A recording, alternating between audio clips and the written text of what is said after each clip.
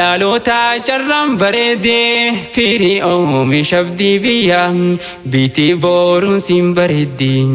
jala keessan teessii caayaan carraaqqii milkii jireenyaa qur'aanaan baatan gabayaan dhaalmeyni keessan waa toleen dhaaltan miiraasa ambiyaan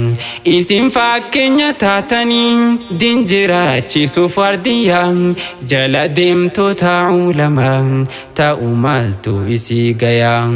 jala deemtoota ulamaan ta'u maaltu isii gayaan tola guddaa nuti olteen yaa ilaahi galatuumin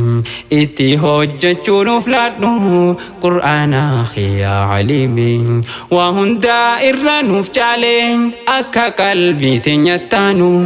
nuuf godhi yaa ilaahi khoon tanuma tansi khaadannu waa hundaa irra nuuf caaleen akka qalbii teenyattaanu nuuf godhi yaa ilaahi khoon tanuma tansi khaadannu alhamdulillahi rabbii qur'aana nuuf kenniteen caayaa qur'aana jiraachuun gaarummaa keetiin nuuf laateen barannee diinii barsiifna lafee duwidaa ilmaan biyyaa galatoomii yaa markazii fajrul ulum islaamiyyaa barannee diinii barsiifna lafee duwidaa ilmaan biyyaa galatoomii yaa markazii fajrul ulum islaamiyyaa